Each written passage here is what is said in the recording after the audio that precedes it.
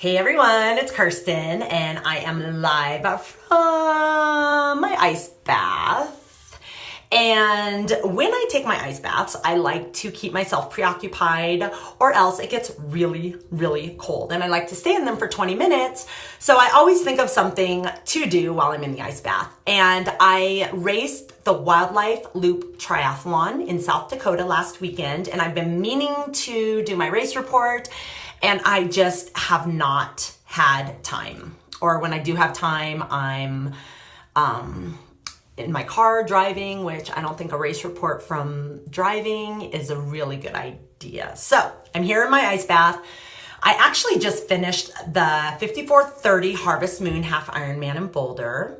And I ran a little bit extra because I'm training for the Kona, Hawaii Ironman that's in 4 weeks from yesterday. So I did a little extra run and I'm really sore. So I'm ice bathing it and I wanted to share with you my race report for the Wildlife Loop Triathlon in Custer, South Dakota.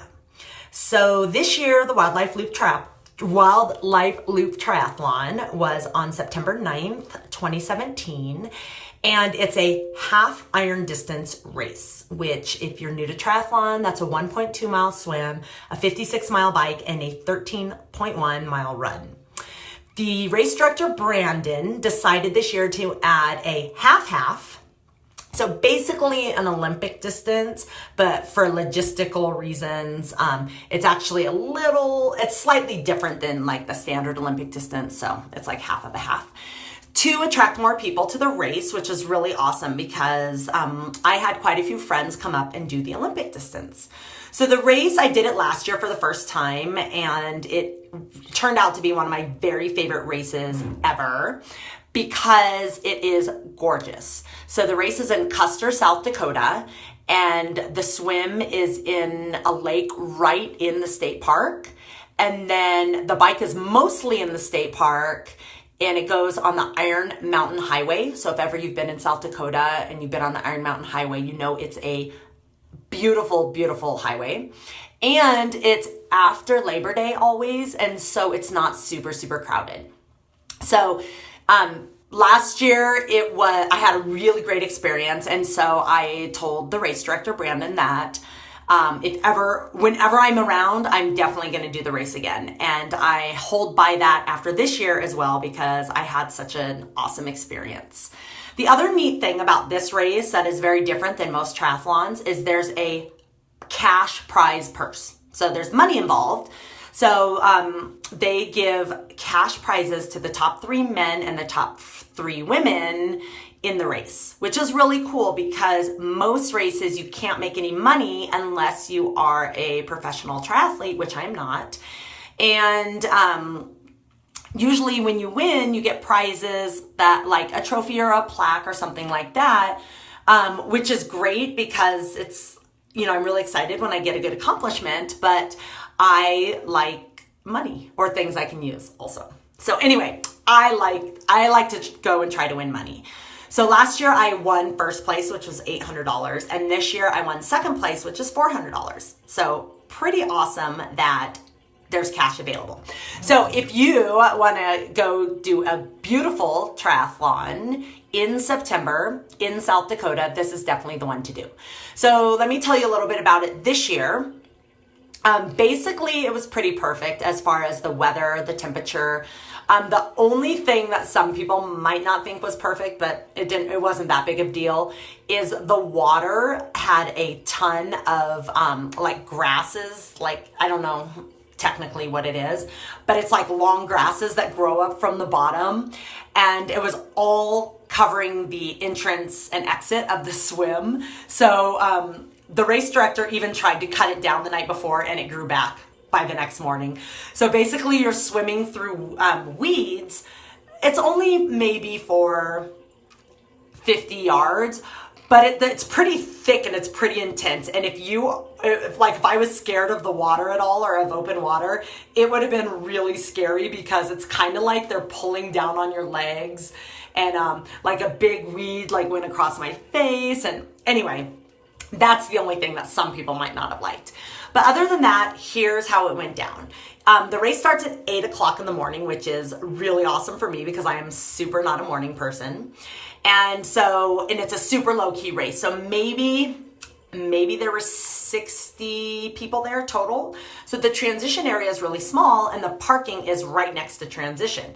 So essentially you could get there at about 7:30 and the town is about 4 to 5 miles away. So you could wake up at like 7 o'clock and still race, which is pretty ideal for me. And I think that's pretty much what I did. So I got to the race, set up my transition. Again, it's really easy and low key. So you just walk in, set up your transition, and then you can go into your car to warm up or hang out, which I didn't need to this year because it was actually really warm. The air temperature was maybe 60 something at the start, which is pretty perfect.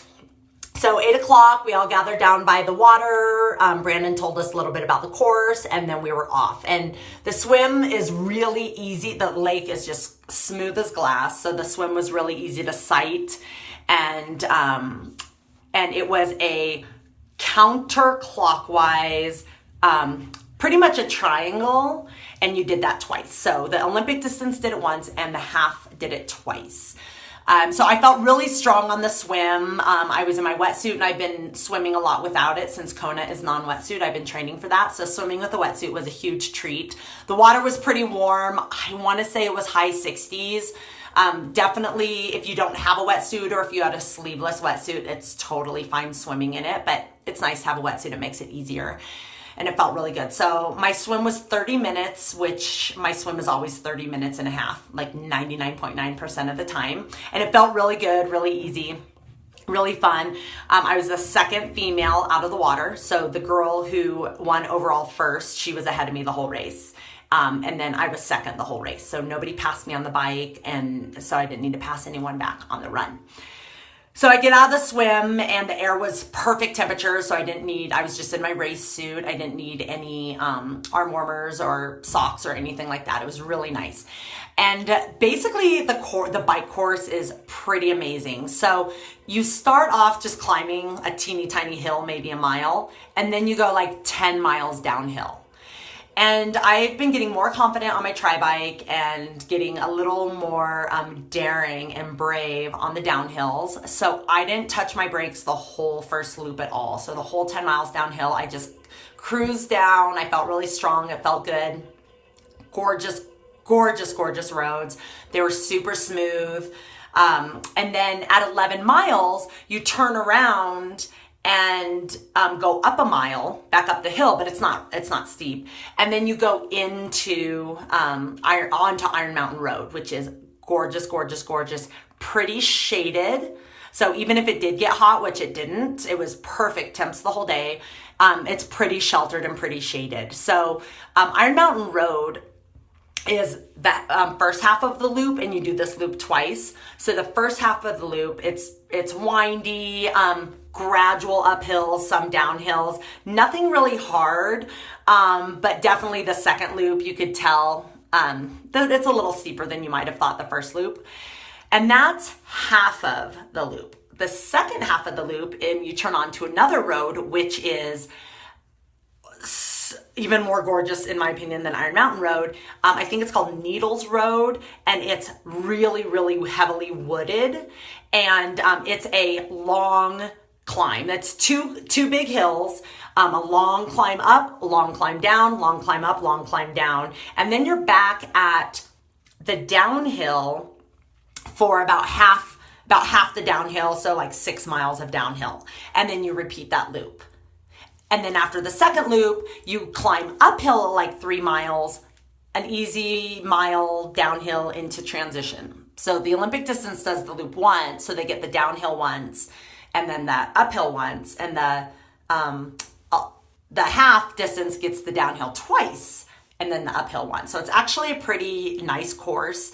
It took me 3 hours and 9 minutes, which was 9 minutes faster than last year. So that was really exciting.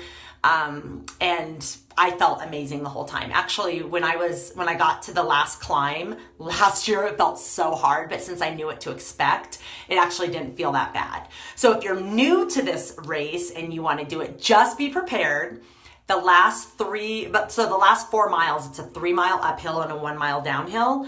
Those 3 miles it's a pretty sustained climb. So just be prepared for that. And this year I was prepared for that, and so it didn't feel bad. Last year I just wasn't prepared for it. So prepare for it. Just have in the back of your mind the last 3 miles are gonna be really pretty tough, and then you'll be fine. So I get into transition. Transition's so low key at this race. It's awesome. So all my transition times were really fast. And then I went out on the run, and again, the temperatures were perfect, maybe mid 70s, a little tiny bit of a breeze that kept us cool. But this run course is pretty tough. There's no flat at all. So you start off, you do a couple little teeny tiny hills out of the lake area, and then it's a long climb up, a long climb down, a long climb up, a long climb down, turn around, come back. And for the Olympic, you do it once. For the half, you do it twice. So pretty tough, but it's just as much downhill as it is uphill because it's out and back, out and back. So if you like climbing, if you like, racing down the hill, it's actually really fun. And you see everyone a couple times, which is nice. The aid stations are stocked with everything you need. And the volunteers are all really awesome. So if you like a low-key, beautiful, challenging race, this race is for you. The run this year took me 1 hour and 47 minutes, which is amazing because last year it took me 1 hour and 59 minutes. So I was 11 minutes faster this year. My run's gotten really good this year.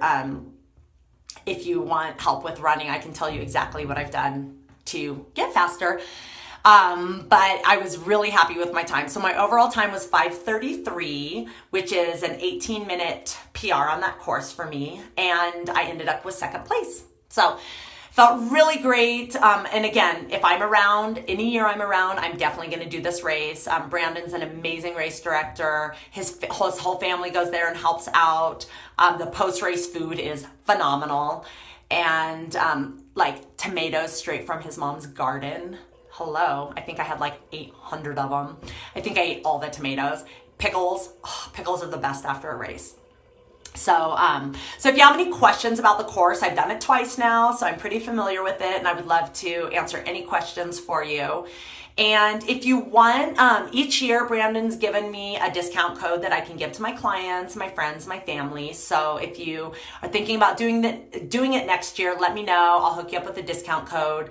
I always post it in my Facebook group, on my Facebook page, which is Food, Fitness, Finance, Fun. I'll post the link for you. It's this page if you're watching the live Facebook. And that's it. So if you have any questions about the race, please let me know, or just training in general or nutrition. I've been working on my nutrition for like 20 years.